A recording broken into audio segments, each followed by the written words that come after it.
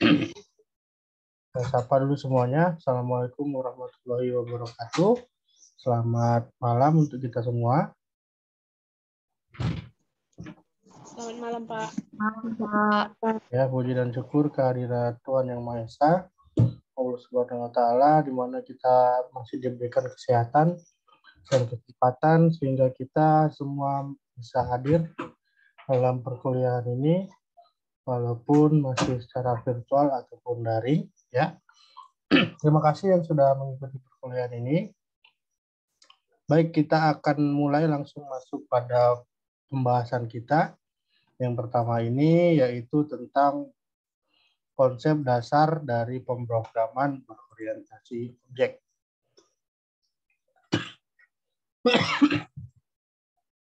Sudah kelihatan?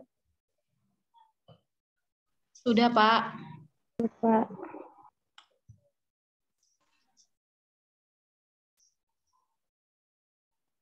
Oke.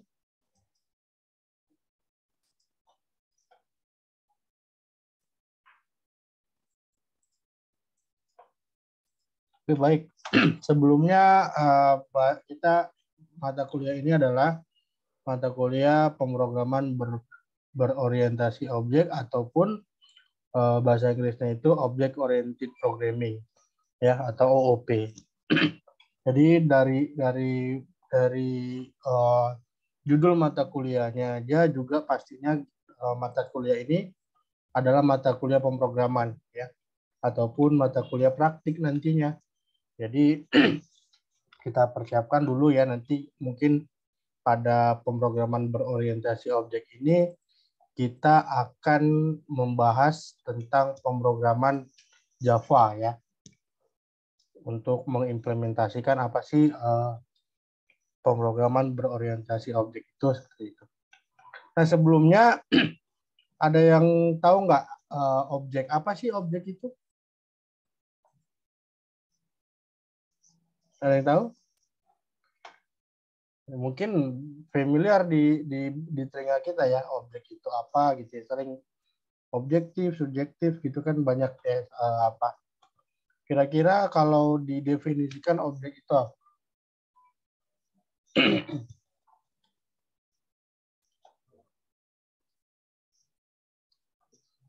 Aldi?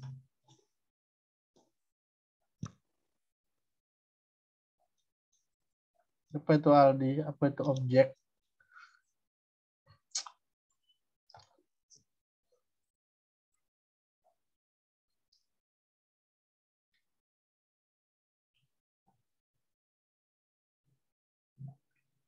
Kalau pendapat aja, nggak perlu googling atau apa, pendapat kita yang kita tahu aja itu. Kalau menurut Esther apa objek itu?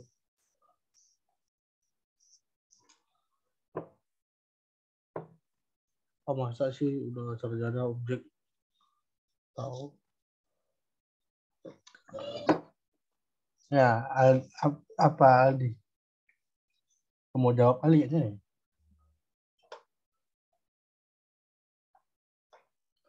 Kalau si Alexander tahu dia sebenarnya, cuman biar orang ini aja yang jawab.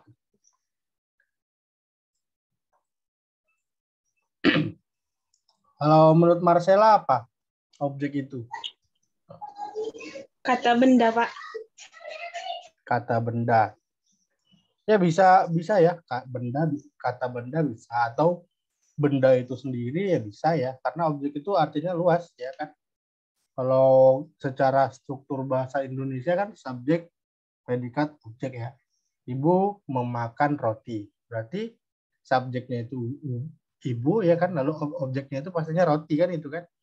Nah, tapi si ibu juga terkadang bisa menjadi sebuah objek. Jadi artinya objek itu pokok pembahasan ya, ataupun bisa dikatakan benda atau pembicaraan utamanya lah, itu yang dikatakan sebagai objeknya. Nah, ternyata pemrograman berorientasi objek ini adalah model pemrograman yang paling banyak dipakai pada saat ini ya. Sekarang untuk menguasai sebuah bahasa pemrograman itu gampang. Nggak seperti dulu. Kalau sekarang kan sudah berbasis GUI ya, ataupun kita membangun sebuah sistem atau membangun program itu sudah banyak software yang mendukung gitu. Nggak pure semuanya itu kita ketikkan script, misalnya seperti kita menggunakan notepad gitu. Itu kan jadul gitu ya, nggak ada bantuannya gitu. Kalau salah ya salah gitu kan. Nah, kalau sekarang bahasa pemrogram sekarang itu udah berorientasi objek, artinya sudah mudah lah untuk kita membangun sebuah program atau sistem seperti itu. Ya Kak, nanti kalau belajar Python lagi nggak begitu banyak script yang akan digunakan, atau kalau kita menggunakan Visual Basic, nah itu udah langsung aja misalnya text box ya. Tinggal tarik aja text box-nya gitu. Nggak perlu kita buat script untuk membuat text box ya kan, input type tipe gitu-gitu, nggak, langsung aja ditarik-tarik, ditata gitu. Seperti itu. OOP telah menggantikan teknik pemrograman prosedural yang telah dipakai sejak tahun 1970-an, dan Java, bahasa pemrograman Java adalah bahasa berorientasi objek. Karena itu Anda harus paham OOP agar dapat produktif menggunakan Java. Nah, ini saling berkaitan. Ya, Java ini adalah bahasa yang berorientasi objek, dan kalau kita menggunakan Java, kita harus paham OOP atau Object Oriented Programming-nya. Nah, maka dari itu saling berkaitan. Ya, jadi mungkin di pertemuan depan kita akan langsung masuk kepada aplikasi Java, aplikasi Java-nya ya. Mungkin nanti kita akan sama-sama install bagaimana kita download dan install Java-nya. Nah, ini kita akan pelajari OOP-nya dulu, fundamentalnya dulu. Itu dia. Program yang berorientasi objek akan terdiri dari objek-objek. Ya, jadi namanya aja udah PBO ya, atau OP, objek. Ya pastinya terdiri dari objek-objek ya kan. Misalnya objeknya itu mahasiswa, ya apa aja yang terkandung dari unsur mahasiswa itu, seperti itu ya kan. Mahasiswa punya banyak atribut ya kan, misalnya nama, NIM, jurusan, nah itu seperti itu dan sebagainya. Objek-objek ini seringkali mempresentasikan apa yang ada pada dunia nyata. Nah, jadi dalam object oriented programming ini terdapat istilah-istilah ya. Yang pertama kelas, ya kan. Lalu objek itu sendiri, lalu metode, ya, lalu keyword, lalu enkapsulasi ataupun pengkapsulan ya, lalu abstraksi, pewarisan, dan sebagainya. Nah, ini akan kita pelajari satu persatu ya. Apa itu abstraksi, pewarisan atau inherit, atau apa itu polimorfisme, dan sebagainya. Yang pertama adalah bahasa prosedural, ini yang dulu ya, sebelum OOP itu ditemukan. Serangkaian tugas diselesaikan dalam bentuk fungsi ataupun prosedur. Cara pandangnya, program adalah suatu urutan instruksi. Jadi terdapat instruksi-instruksi aja pada program itu. Padahal itu bisa diobjekkan, padahal itu bisa dikategorikan menjadi kelas-kelas tertentu yang lebih terstruktur, itu artinya. Ya, jadi adanya pemecahan program utama menjadi modul-modul kecil. Nah, jadi kalau prosedural ini terlalu panjang, jadi dia dipecah menjadi kecil-kecil ya, nggak terlalu rumit untuk kita memahami maksud dari prosedural tersebut. Lalu fungsi dan prosedur menjadi fokus utama. Fungsi dan prosedur digunakan untuk memanipulasi data. Datanya bersifat pasti. Nah, sedangkan pemrograman berorientasi objek itu, fungsi dan data bukan menjadi dua hal yang terpisah. Artinya, ini di fungsi dan data ini adalah perpaduan yang akan membangun sebuah program nantinya. Lalu fungsi dan data menjadi satu kesatuan yang disebut objek. Ya, ini dia uniknya gitu ya. Jadi fungsi itu seperti apa ya? Misalnya kita menginjak gas ya. Gas itu objeknya. Lalu ketika objek atau si gas itu ditekan, apa fungsinya kan gitu. Nah, itu dia. Jadi dipecah dia. Jadi satu kesatuan antara data dan fungsinya, antara gas tadi dan fungsi gas ketika gas itu ditekan seperti itu. Cara pandangnya adalah program adalah serangkaian objek yang bekerja sama untuk menyelesaikan masalah. Kalau perbedaannya itu, kalau prosedural itu fokus terhadap cara komputer menyelesaikan tugas, kalau OOP fokus terhadap objek yang akan digunakan, objek-objek apa yang akan diselesaikan permasalahannya gitu dia.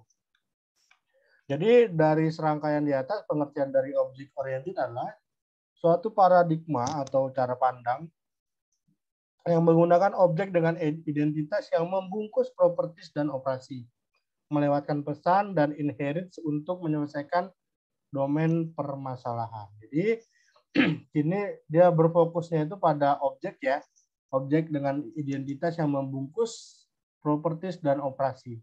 Artinya membungkus apa? Ya prosedur itu ataupun proses yang terjadi di dalamnya itu dibungkus sehingga si pengguna tidak perlu tahu apa prosesnya, tapi yang tahu fungsinya aja gitu kan. Misalnya seperti yang saya jelaskan tadi, ketika kita menginjak gas gitu ya, kan kita nggak tahu proses di dalamnya itu mesinnya berputar ya kan, lalu pada mesin ke kopling ke ban, kan seperti itu prosesnya. Nah itu tidak, kan nggak kita lihat itu pasti dibungkus sehingga tersembunyi. Jadi si pengguna hanya tahu ketika diinjak gas pastinya mobil akan maju seperti itu.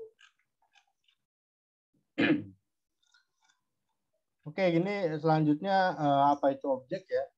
Jadi objek itu adalah semua benda di dunia nyata itu bisa dianggap sebagai objek sebenarnya ya, seperti yang kita katakan tadi kan.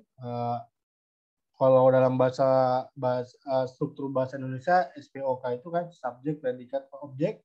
Ibu sedang memakan nasi, SPO ya, subjek, predikat, objek. Ibu itu menjadi subjek di sana, tapi ketika dia ditaruh di belakang menjadi fokus utama, pasti si ibu akan menjadi objek juga, intinya kan seperti itu. Jadi bisa dikategorikan semua benda yang di dunia nyata itu bisa dikategorikan sebagai objek. Contohnya kursi, meja, buku, sepeda motor, dan sebagainya. Ya kalau misalnya ini kan benda ya, bisa juga makhluk hidup ya seperti kita, manusia, atau mahasiswa, dosen, dan sebagainya. Penggambaran program berorientasi objek itu sama dengan penggambaran di dunia nyata. Ya. Jadi dia lebih ke visualisasi tentang penggambaran di dunia nyata. Abstraksi dari suatu yang mewakili yang ada di dunia nyata dan harus dapat dibedakan dengan objek lain. Objek lain artinya setiap objek pasti berbeda. Ini contoh kecilnya ya, contoh kecilnya di pabrik mobil. Sebelum seseorang mengendarai mobil, tentu Anda harus membuat mobil terlebih dahulu ya. Ya nggak harus membuat mobil, artinya mobilnya itu harus ada gitu, atau beli mobil dulu ya kan. Kalau kita mau beli mobil pastinya ada sih pembuat mobil ya. Nggak langsung ada mobilnya, itu kan pasti melewati proses pembuatan ya. Bagaimana cara membuat mobil? Nah ini tadi kita kan taunya mobil aja ya, enkapsulasi tadi ya, dibungkus di mobil, tapi di dalamnya itu ada objek, ada fungsi yang tersembunyi nggak semua kita lihat. Tetapi satu kesatuan yang bisa membuat mobil itu berfungsi dengan baik gitu ya. Langkah pertama itu menggambar desain mobilnya. Ya, udah jelas ya, kita mau buat mobil seperti apa. Mobil seperti F1 kah ya, atau minibus ya, atau sedan, atau seperti bajai dan sebagainya. Lalu menambahkan detail mobil tersebut seperti desain pedal gas ya untuk maju, desain rem untuk berhenti, desain setir untuk belok kiri dan kanan. Inilah objek dasar pada sebuah mobil yang mendasar ya. Artinya fungsi inilah yang harus dipenuhi untuk menjadikan sebuah mobil ya. Mungkin ada fungsi klakson ya, ataupun apa kelistrikan gitu ya. Tapi yang paling penting adalah pedal gas, rem, dan setirnya kan begitu. Contoh kecilnya. Selanjutnya proses pembuatan mobil pun dimulai. Lalu bagaimana dengan pedal gas bekerja? Seperti yang saya bilang tadi, Apa yang sebenarnya terjadi dalam mesin pada saat pedal gas diinjak? Apakah Anda sebagai pengendara perlu tahu bagaimana cara detail dari pedal gas tersebut? Terasa tidak ya, karena kita hanya tahu bahwasanya kalau ketika gas itu dipijak ya, ditekan, maka mobil akan jalan gitu ya. Kalau kita injak semakin kuat, maka akan semakin kencang kan seperti itu. Nah, tapi proses di dalamnya bagaimana? Yang kalau gasnya diinjak pasti mesinnya berputar ya kan, berputar lalu ke kopling, lalu ke ban dan sebagainya. Nah, itu kita nggak tahu bagaimana prosesnya.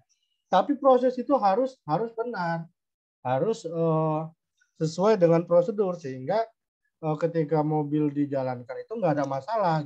Sama seperti pemrograman seperti itu. Objek tadi itulah gas tadi itu. Misalnya kalau pada sebuah pemrograman, misalnya kita mau membuat proses perhitungan 1+1 sama dengan 2. Nah, di dalamnya kan kita pasti memberikan fungsi aritmatika di sana ya. Misalnya A tambah B sama dengan C. Kan seperti itu. Atau ketika kita mau menyimpan sebuah data, kita klik simpan, tombol simpan. Pastinya pengguna taunya data itu bakalan tersimpan aja. Gitu. Tapi kita sebagai programmer, itu pasti ada proses, misalnya kita membuat variabelnya, lalu bahasa query-nya insert into database, where values sekian gitu dia. Ya, jadi seperti itu ilustrasinya. Artinya detail dan cara kerja pedal disembunyikan dari penggunanya. Artinya hanya cukup tahu aturan dan fungsinya saja. Injak pedal gas sebelah tengah maka mobil akan melaju. Jadi seperti itu kira-kira. Selanjutnya desain mobil. Ya. Desain mobil. Jadi kesimpulannya sebelum Anda membuat objek mobil, seseorang harus merancang terlebih dahulu. Di dalam rancangan tersebut, semua detail cara kerja mobil disembunyikan dari penggunanya kelak. Setelah desain mobil dibuat, maka kita dapat mulai membuat berbagai objek mobil yang diinginkan.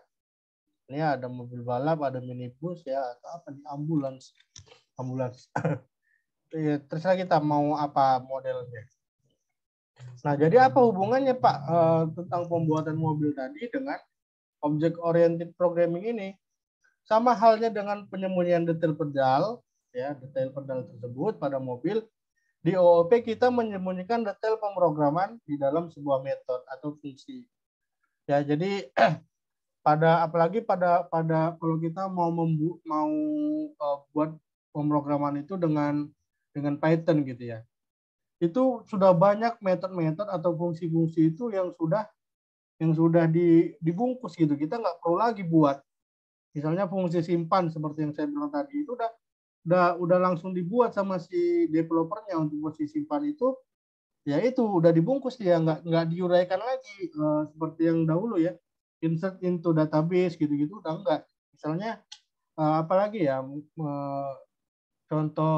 contohnya itu sama kalau kita di Microsoft Excel deh, di Microsoft Excel kan ada fungsi sum ya. Sum itu kan penambahan ya, artinya sel 1 tambah sel 1 sebanyak sel yang disorot gitu ya, itu sudah dienkapsulasi ataupun dibungkus pada fungsi sum ya, semari ya, sum, nggak perlu satu penambahan enggak gitu. Lalu pada fungsi average itu kan banyak data dibagi total jumlah data dibagi banyak data, ya itu kan rata-rata ya, rumus rata-rata itu total data dibagi banyak data. Nah itu kan sudah dibungkus dengan fungsi average gitu dia. Itu dia contohnya gitu. Jadi banyak sebuah detail pemrograman itu sudah dikapsulasi atau sudah dibungkus pada sebuah metode atau fungsi seperti itu. Metode-metode inilah dibuat dan disimpan bersama-sama di dalam suatu desain yang disebut dengan kelas ya. Ini kelas ini berarti terdiri dari objek-objek ya. Misalnya kita kelas di dalam kelas itu kan terdiri dari beberapa entitas ya. Misalnya kelas apa ya kalau dibilang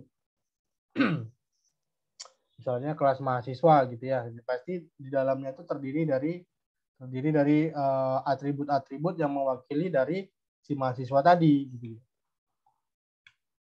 Lalu ini jaga ini tadi ya metode tadi ya.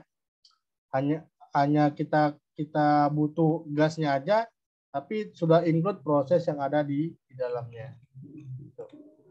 Nah, kelas inilah yang membungkus semua metode-metode tadi gitu dia. Oke, ini penjelasan detail tentang kelasnya ya. Jadi kumpulan objek-objek yang memiliki atribut yang sama. Nah, ini kelas. Kumpulan objek-objek yang memiliki atribut yang sama. Lalu template untuk membuat objek, lalu prototype atau blueprint yang mendefinisikan variabel-variabel dan metode-metode secara umum.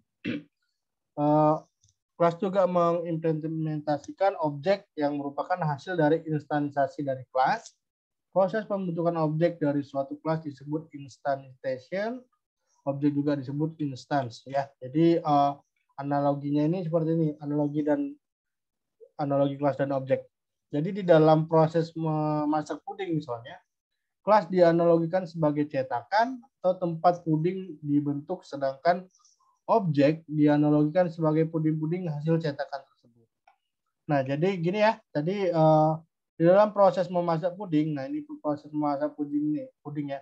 Kelas dianalogikan sebagai cetakan tempat puding dibentuk. Sedangkan objek dianalogikan sebagai puding-puding hasil dari cetakan.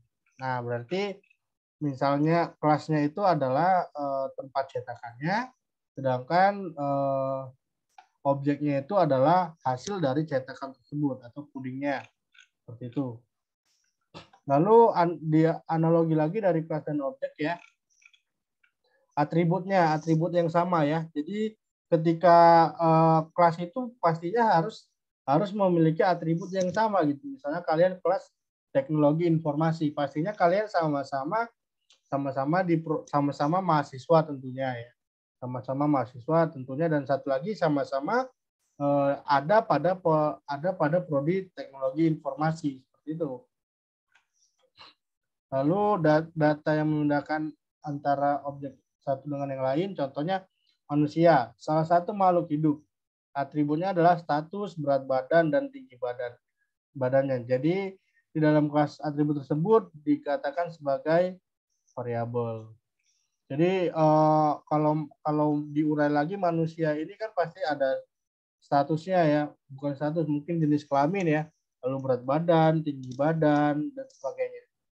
Itu dia. Lalu instance variable ya yaitu atribut untuk tiap objek dari kelas yang sama. Tiap objek menyimpan dan mempunyai nilai atribut sendiri. Tiap objek dari kelas yang sama boleh mempunyai nilai yang sama ataupun berbeda. Jadi namanya kita manusia ya, pastinya ada kadang yang sama dan beda gitu kan. Misalnya jenis kelaminnya sama-sama laki-laki ya, atau sama-sama perempuan. Nah, mungkin bedanya itu di warna rambut ya, kan bisa jadi seperti itu. Lalu kelas variabel, dikatakan kelas variabel itu adalah atribut untuk semua objek yang dibuat dari kelas yang sama. Semua objek mempunyai nilai atribut yang sama. Semua objek dari kelas yang sama mempunyai satu nilai yang sama. Jadi harus yang memiliki kesamaan lah ya, yang bisa dijadikan menjadi satu kelas ya. Lalu behavior ya, ataupun kebiasaan ya. Behavior apa sih artinya? Kebiasaan ataupun perilaku ya, behavior ya. Jadi hal-hal yang biasa dilakukan sebuah objek dari sebuah kelas digunakan untuk mengubah nilai atribut sebuah objek, menerima informasi dari objek lain, dan mengirim informasi ke objek lain untuk menyelesaikan suatu pekerjaan. Lalu perilaku ini contohnya mengerjakan tugas kuliah, mandi, tidur, dan makan. Dalam sebuah kelas, behavior sering disebut dengan metode. Nah, jadi behavior ini perilaku ya ataupun pengerjaan tugasnya gitu ya, yang menyelesaikan tugas-tugas ya, seperti menyelesaikan proses di dalamnya ya, mandi, makan, tidur ya, semuanya itu kan ada proses di dalamnya. Lalu dalam sebuah kelas, behavior sering disebut dengan metode. Ya, metode tadi kembali lagi ke analogi gas tadi. Gasnya lah, gas itu adalah sebuah metode ataupun fungsinya. Metode adalah serangkaian statement dalam suatu kelas yang menghandle suatu pekerjaan. Cara objek berkomunikasi dengan objek lain adalah dengan menggunakan metode. Nah, contohnya ini kelas dari binatang. Ya, binatang itu kan terdiri dari atribut ya. Misalnya kaki, telinga, mata, dan mulut. Itu atribut dari binatang. Kakinya mungkin bisa berkaki 2 atau berkaki 4 ya. Lalu ada telinga, ada mata, dan ada mulut. Nah, jadi ketika kaki melakukan aktivitasnya itu namanya metode ya. Jadi kalau kaki melakukan aktivitasnya, berarti metodenya itu metode berjalan gitu ya. Lalu ketika telinga melakukan aktivitasnya, berarti metodenya itu mendengar. Lalu kalau mata berarti metode ataupun fungsinya itu melihat dan sebagainya sampai ke mulut. Lalu contoh dalam pemrogramannya adalah ini kelas lagu ya. Ini nama kelasnya. Pastinya nanti di dalam sini pasti tentang seputar lagu gitu ya, seputar dari lagu. Jadi kalau kelasnya itu kelas mahasiswa, pasti fungsi-fungsi di dalamnya itu tentang seputar mahasiswa ya. Kalau tadi kelasnya hewan, pasti fungsi-fungsi variabel atau metode di dalamnya itu adalah untuk atribut hewan. Itu dia. Lalu nama kelasnya itu lagu. Jadi insan variabelnya itu ini ya, apa aja variabel yang ada pada sebuah lagu ya. Kan ada judul ya, ada penyanyinya, lalu ada durasinya. Nah, lalu metodenya apa? Fungsinya apa yang mau dikerjakan? Ini dilihat ini void check durasi. Melihat mengecek durasi dari sebuah lagu. Jika durasi lebih, ini jika ya kondisi. Jika durasi lebih besar dari 0, ya, jika durasinya itu lebih besar dari 0, artinya memiliki durasi ya, berarti ada yang bisa dimainkan, ada yang bisa dibunyikan dari lagu tersebut ya, makanya dilihat dari durasinya. Kalau misalnya durasinya 3 detik, ya berarti bunyi dari lagu tersebut selama 3 detik gitu ya. Jadi jika durasinya lebih dari 0, maka fungsinya adalah sistem menyatakan itu valid. Ya, jadi berarti lagunya itu valid, bisa diputar karena durasinya itu lebih dari 0 seperti itu. Lalu ini ada konsep dasar OOP ya, yaitu enkapsulasi atau pengkapsulan ya, lalu pewarisan atau inheritance, atau polimorfisme atau polimorfisme nanti kita akan pelajari satu persatu ya. Ini enkapsulasi artinya seperti tadi ya, dimasukkan, dibungkus menjadi sebuah satu kesatuan. Jadi enkapsulasi itu adalah pembungkusan variabel dan metode dalam sebuah objek yang terlindungi serta menyediakan interface untuk mengakses variabel tersebut. Ya, jadi misalnya kayak tadi ya, mencari rata-rata itu yang tadinya rumusnya total jumlah dibagi dengan jumlah data itu sudah menjadi dibungkus menjadi average gitu misalnya. Lalu variabel dan metode yang dipunyai sebuah objek bisa ditentukan hak aksesnya. Nah, contohnya ini mobil tadi ya, mobil sangat dibutuhkan orang sebagai sarana transportasi, tapi cara kerja tiap bagian dalam mobil tersebut tidak penting untuk diketahui. Jadi di mobil itu adalah enkapsulasi perpaduan dari fungsi gas, fungsi rem, fungsi setir kan seperti itu. Jadi dia di enkapsulasi menjadi satu, yaitu mobil itu sendiri. Lalu ini inheritance ataupun pewarisan ya. Di sini kelasnya itu kelas mamalia ya. Lalu apa ini? Kelas animal lah mungkin ya. Lalu bereproduksi ya kan. Lalu ada yang bentuknya predator cat ya, atau sebangsa kucing. Bisa itu yang buas atau yang tidak gitu ya. Lalu yang ini apa nih, pet dog. Seperti itu.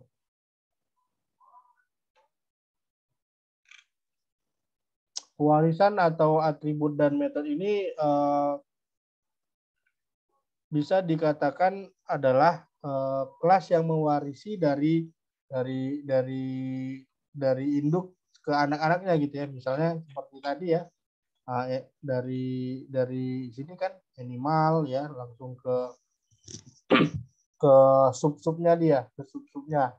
Bisa ke jalur yang ke sini atau yang ke sini. Kira-kira yang bisa diwarisi lah gitu ya, atau dia multiple bisa diturunkan. Jadi keuntungan dari inheritance ini adalah subclass yang menyediakan behavior sendiri, sedangkan selanjutnya memungkinkan untuk mempergunakan ulang source code dari superclass. Nah, ini berarti bisa memungkinkan untuk mempergunakan kembali source code-nya yang ada pada superclass-nya. Lalu bisa dideklarasikan superclass yang bersifat generik atau abstrak class. Lalu multiple inheritance ya, ataupun inheritance yang bersifat banyak. Jadi suatu kelas diperbolehkan mempunyai lebih dari superclass, dari satu superclass, dan variabel dan metode yang diwariskan merupakan kombinasi dari para superclassnya. Nah, ini biasanya digunakan pada bahasa C++. Lalu selanjutnya adalah polimorfisme ya. Apa nih polimorfisme ini?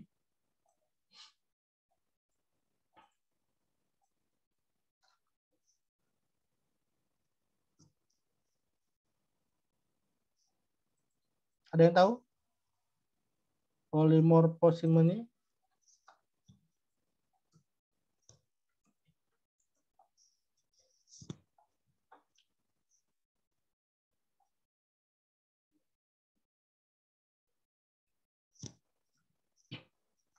Poli ini kan artinya lebih dari satu ya. Poli ini artinya lebih dari satu. Lalu morfisme itu artinya bentuk ya, ataupun model. Jadi ini arti dari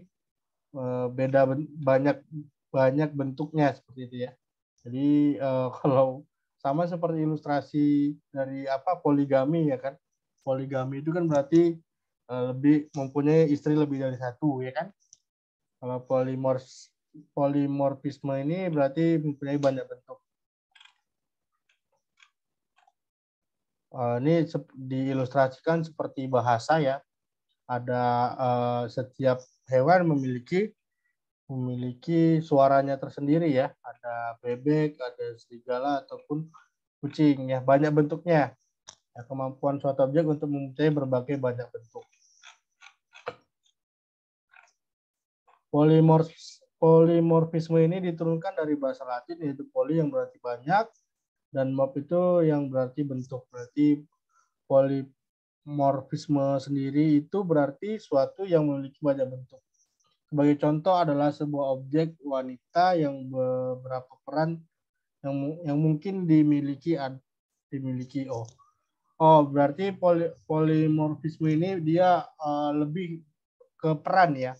Jadi misalnya seperti seorang wanita ini dia memungkinkan memiliki banyak peran ya. Banyak peran itu contohnya dia bisa menjadi seorang istri ya.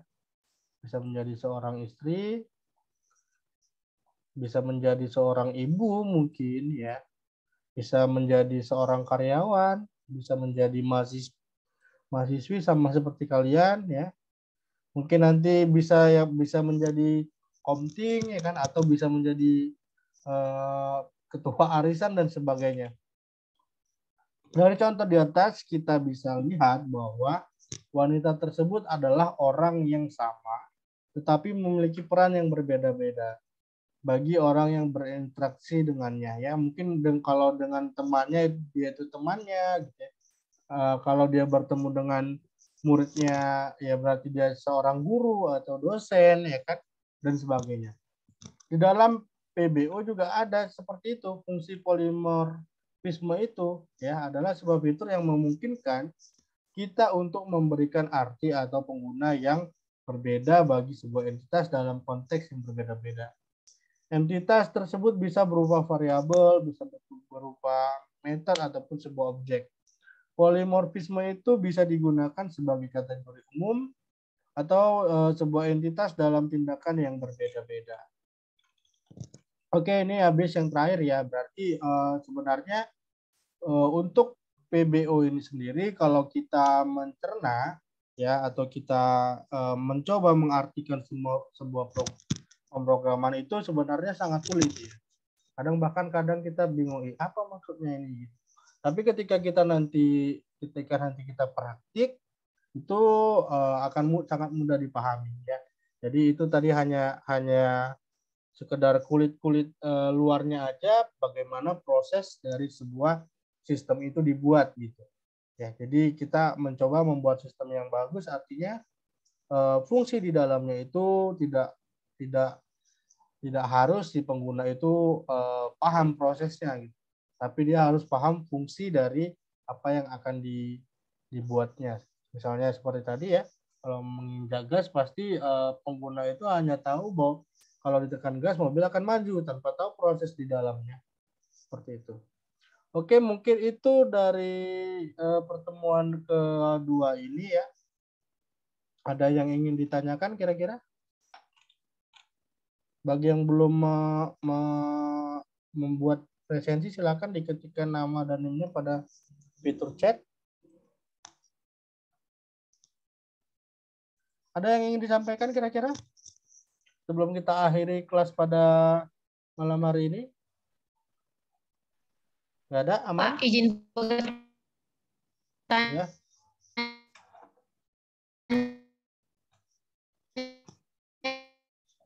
Ya, Pak. Enkapsulas, ya.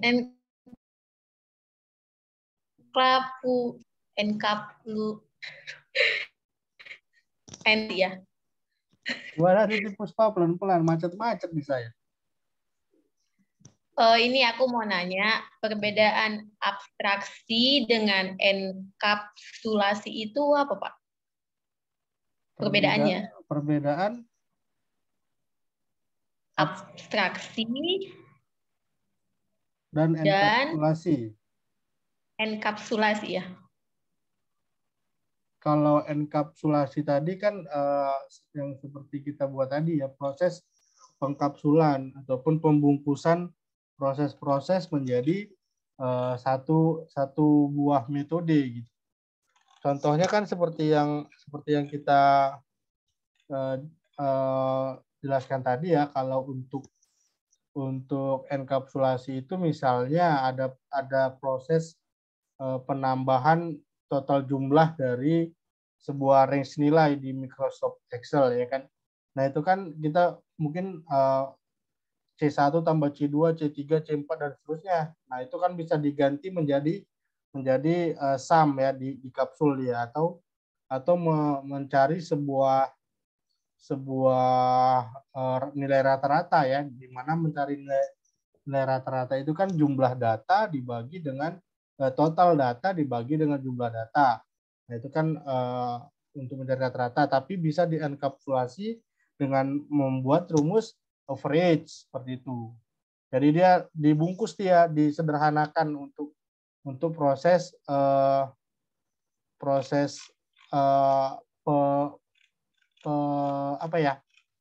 mempersingkat dari proses tersebut seperti itu, di enkapsulasi dia. Sehingga proses di dalamnya itu tidak begitu rumit dan tidak terlalu panjang. Nah, sedangkan satu lagi apa? Titi?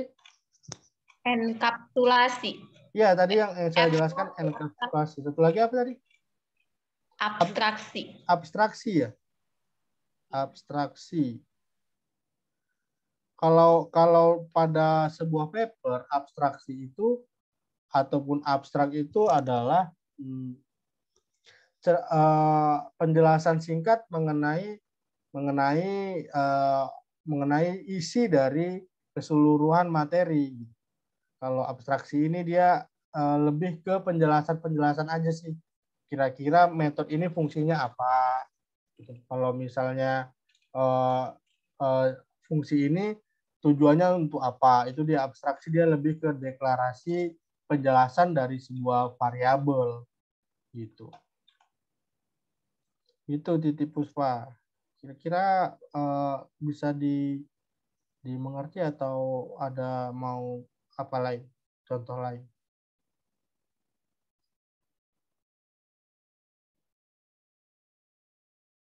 Halo? Udah, Pak. Oke. Ada yang lain?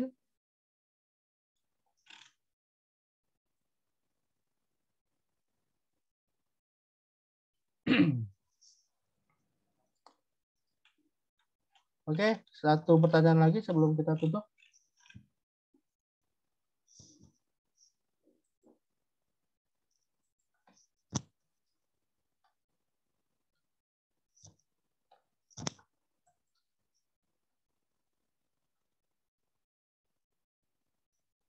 Nggak ada ya, oke kalau nggak ada, mungkin kita sudahi dulu sampai di sini perkuliahan kita pada malam hari ini.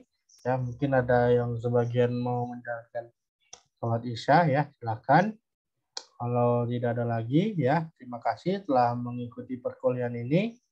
Nantinya ini rekamannya akan saya upload pada Google Class kita mungkin besok ya, besok pagi. Ya, terima kasih yang telah mengikuti perkuliahan. Sampai jumpa minggu depan. Saya akhiri dengan Assalamualaikum warahmatullahi wabarakatuh. Selamat malam untuk kita semuanya. See you next week.